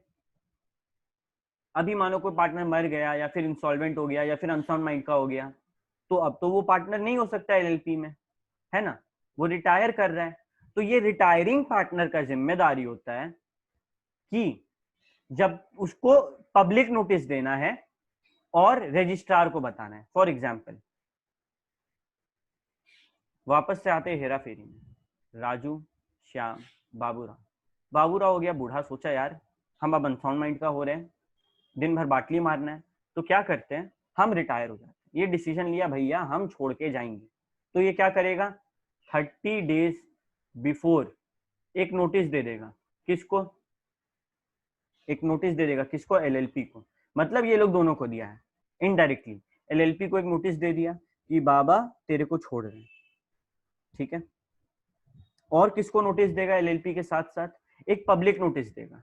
कैसे देते ये बाद में बात करेंगे। एक पब्लिक नोटिस देगा, यानी कि लोगों को बताएगा कि हम छोड़ रहे हैं, अब जो ये महान हस्ती है बाबूराव इस एलएलपी का पार्टनर नहीं है, तो भाई तुम लोग देख लेना, अपना रिस्क पे जाना, ठीक है। क्या बोलता बाबूराव? रिस्क बोलता है ना, तो अपना रिस्क पे जाना, ठीक है। और किसको बोलेगा? सबसे बड़ा आदमी जो हर चीज देखता है, रजिस्ट्रार। ये तीनों को बोलना जरूरी है। किसको? एलएलपी को और पब्लिक को और रजिस्ट्रार को, ठीक है। तो जब तक वो पब्लिक नोटिस नहीं देता है, फॉर एग्जाम्पल 10 अक्टूबर को बाबूराव का मन में ये बात आया कि यार हम छोड़ देते हैं, अब एलएलपी का हिस्सा नहीं रहेंगे, और वो 17 अक्टूबर को नोटिस दिया। मन से कब ये बात निकला उसका? 17 अक्टूबर को। इस दौरान वो इंटरेस्ट ले नहीं रहा था, और 13 अक्टूबर को राजू हेरा फेरी कर दिया। राजू बहुत बड़ा लाइबिलिटी इनकर किया, पूरा टेंशन हो गया। सवाल उठा कि केस होगा। तो बाबूराव मस्ती चिल कर रहा था, बोला यार ये तो 13 तारीख का बात है और मेरा मन में तो 10 तारीख को ही आ गया था। तो क्या बोला इसके लिए लॉ कि भाई जब तक तुम नोटिस नहीं देता है तब तक का सारा लाइबिलिटी तुम्हारे माथे चढ़ेगा, तब तक ये माना जाएगा कि तुम उस एलएलपी का पार्टनर है। यानी कि 13 तारीख को जो घपला हुआ था उसके लिए बाबूराव भी जिम्मेदार होगा। ये पॉइंट सबको क्लियर है? फटाक से यो करो, किसी को कोई डाउट है पूछो। सर अगर पार्टनर का डेथ हो रहा है तब तो वो नोटिस का तो कोई कंडीशन आता ही नहीं। हाँ, उसमें कोई दिक्कत नहीं है। अगर अनसाउंड माइंड का है तो उसको देना होगा, मतलब किसी गार्जियन देगा उसका। अगर इंसॉल्वेंट हो रहा है या फिर उसको छोड़ना है, तो ये सब चीज पे उसको ध्यान देना है कि हमको नोटिस देना पड़ेगा, ठीक है सर। ओके। तो आई थिंक सबको यहाँ तक क्लियर है। यो तो बोला जा नहीं रहा है तुम लोग से, तो हमको लगता है कि सपना में आएगा कि तुम लोग को समझ में आया कि नहीं, है ना। सर एक बार फिर से समझा दीजिए ना, मेरा थोड़ा नेट कनेक्शन स्लो। कोई दिक्कत नहीं है, ध्यान से सुनो। 10 अक्टूबर को बाबूराव का मन में आया कि हमको काम नहीं करना है, और 17 अक्टूबर को वो नोटिस दिया रजिस्ट्रार को, पब्लिक को, एलएलपी को। इस दौरान 13 अक्टूबर को राजू कर दिया हेरा फेरी, जिसके कारण बहुत बड़ा लाइबिलिटी इनकर हो गया एलएलपी के नाम पे। कोर्ट बोला कि यार बाबूराव तुम्हारे ऊपर भी ये जिम्मेदारी आ रहा है कि ये एलएलपी इतना बड़ा कांड कैसे कर रहा है। बाबूराव बोलेगा हम तो 10 तारीख को सोच ली थी कि हमको छोड़ना है। ऐसे नहीं चलता है। जिस दिन वो नोटिस दिया तब तक का हर लाइबिलिटी उसके मत्थे चढ़ सकता है। यही यहाँ पे बता रहा है, सेक्शन नंबर 24 में बता रहा है, ठीक है। इंपॉर्टेंट पॉइंट है, इससे रिलेटेड सवाल भी बनते हैं, हम लोग देखेंगे भी, कोई दिक्कत नहीं है उसमें, ठीक है। अभी मानो वो इंसॉल्वेंट हुआ, यहाँ पे तो ये उसका मन था, मानो वो 5 अक्टूबर को इंसॉल्वेंट हुआ, नोटिस वगैरह भेजा गया 31 अक्टूबर 11 अक्टूबर तक। तो और मानो इस दौरान कुछ कांड हुआ, राजू इस दौरान को हेरा फेरी किया, तो भाई इंसॉल्वेंट तो ये 5 तारीख को हो गया था। अगर ये अनसाउंड माइंड का हुआ, पागल हुआ, तो पागल तो ये 5 तारीख को हो गया था। तो इसी दिन पे इसका सारा टेंशन खत्म। अब ये कोई लाइबिलिटी इनकर नहीं करेगा। बात को समझने का कोशिश करो। पहला केस में उसका मन में आया था उसको रिटायर करना था, क्योंकि उसको दिख गया कि यहाँ पे लोग घपला करने वाला है। जितना दिन में वो नोटिस देता घपला हो गया, अब वो टेंशन में कि यार काश नोटिस पहले दे देते। और दूसरा केस में अचानक से बेचारा इंसॉल्वेंट हो गया या फिर अनसाउंड माइंड का हो गया, और उसके बाद घपला होता है, नोटिस घपला के बाद दिया जा रहा है, कोई दिक्कत नहीं है। जब वो अनसाउंड माइंड का या फिर इंसॉल्वेंट हो तो जिस डेट पे हुआ है उसी डेट तक का लाइबिलिटी को देखा जाएगा, उसके बाद का नहीं देखा जाएगा। क्लियर है सबको? Is this point clear to all of you?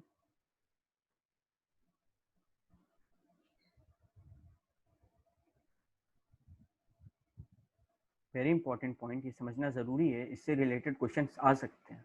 तो क्या ये पॉइंट क्लियर है सबको?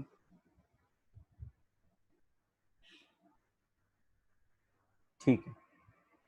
अभी मानो 5 तारीख को बाबूराव रिटायर करता है, ठीक है, या पागल हो गया या इंसॉल्वेंट हो गया, दारू पी के सारा पैसा बर्बाद कर दिया, कुछ भी होता है, ठीक है।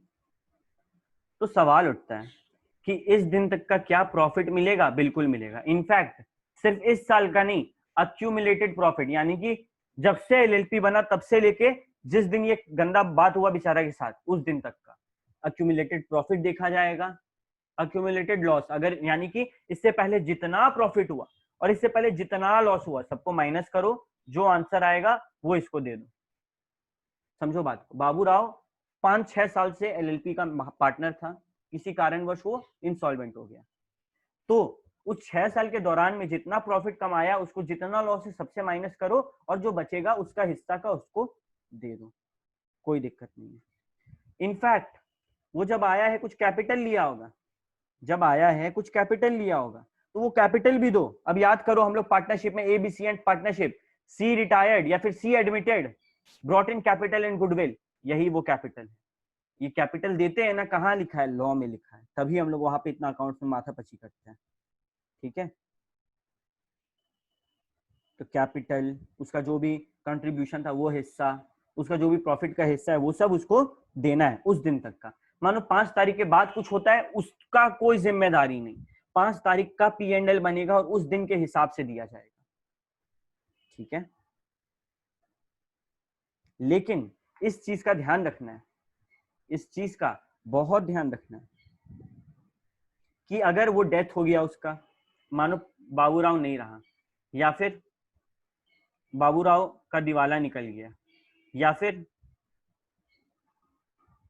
बाबूराव अनसाउंड माइंड का पागल हो गया, तीनों में से कुछ भी हो रहा, उसका एक लीगल रिप्रेजेंटेटिव होगा, नॉमिनी, जो सब कुछ देखेगा, सबको उसको मिलेगा, सब कुछ हैंडल करेगा।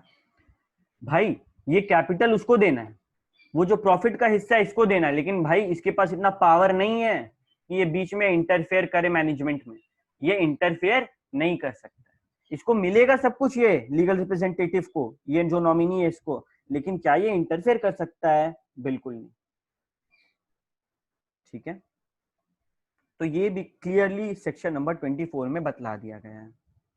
अभी कल को मानो जो एग्जिस्टिंग पार्टनर्स है उनको बदलना है, चेंज करना है, तो वो भी बोला गया है सेक्शन 25 में। क्या बोला गया? Registration of changes in partners, partners बदल रहे हैं, बाबूराव जा रहा है, जग्गा डाकू आ रहा है, नया पार्टनर आ रहा है, पुराना पार्टनर जा रहा है, बताना होगा, ठीक है, बताना होगा। अगर नाम बदल रहा है पार्टनर का, या फिर मानो बाबूराव का जो लॉटरी लगा था लग गया, बड़ा घर में चल गया, एड्रेस बदल रहा है, विद इन 15 डेज बताओ। अगर नहीं बता रहे तो फाइन लगेगा 2000 से 25,000 तक के बीच का। याद रखो, अगर तुम्हारा नाम बदल रहा है, या फिर तुम जा रहा है, तुम्हारे बदले कोई और आ रहा है, या फिर तुम्हारा पार्टनर का एड्रेस बदल रहा है, तो फाइन लगेगा रेंजिंग बिटवीन मिनिमम 2000 मैक्सिमम 25,000 तक। कितना दिन में देना है? 30 दिन के अंदर, सॉरी 15 दिन के अंदर। अगर नया पार्टनर आया, जैसे बाबूराव गया और जग्गा डाकू आया, तो ये जो काम हो रहा है इसके लिए 30 दिन का टाइम है। 30 दिन में तुम बताओ आरओसी को कि ऐसा हुआ है। अगर 30 दिन के अंदर नहीं बताया तो 2000 से 25,000 का फाइन। सुनो मेरा बात। पहला क्या बात बोल रहा है? पहला बात बोल रहा है कि अगर एग्जिस्टिंग पार्टनर अपना नाम बदले या अपना एड्रेस बदले, अपना नाम बदले या अपना एड्रेस बदले, इन लोगों के पास 15 डेज का टाइम है। विद इन 15 डेज इसको आरओसी को बताना है, ठीक है। दूसरा क्या बोल रहा है कि कोई नया आया, न्यू एडमिशन हो रहा है, या फिर कोई रिटायर कर रहा है, तो इस केस में उसके पास 30 दिन है। 30 दिन के अंदर उसको एलएलपी को रजिस्ट्रार को बताना है। अगर नहीं बताया, दोनों में फाइन वही है, 2000 से 25,000 रुपया।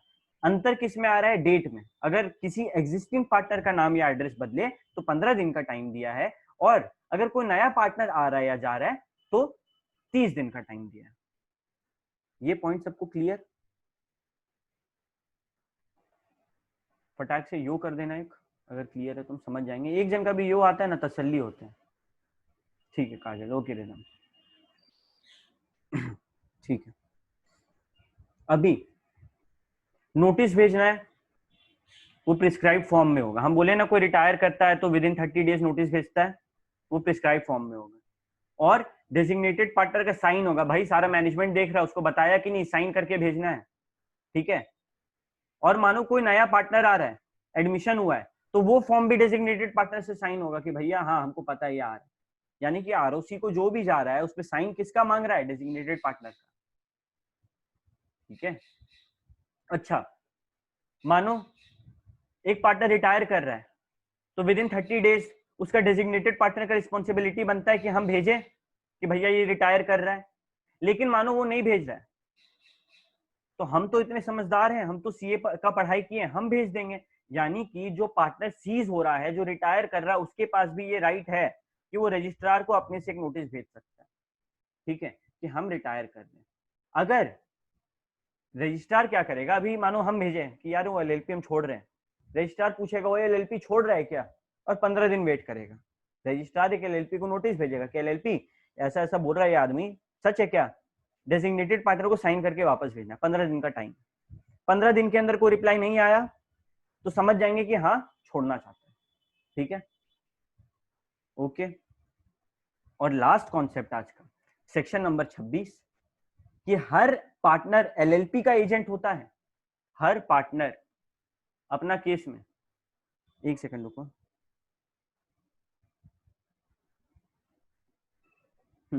हर पार्टनर अपना केस में, राजू, श्याम, बाबूराव, ये लोग तीनों जो एलएलपी है, आरएसबी एलएलपी, उसका एजेंट है। इसके लिए ये दौड़ भाग करेगा, लेकिन एक दूसरे का एजेंट है क्या? नहीं, एक दूसरे से इसको कोई मतलब नहीं होना चाहिए। मतलब डील वील करेगा लेकिन एजेंट नहीं है, काम नहीं कर रहा है एक दूसरे का, काम किसका हो रहा है? एलएलपी का। So I hope today's class is crystal clear. कोई डाउट हो तो पूछो।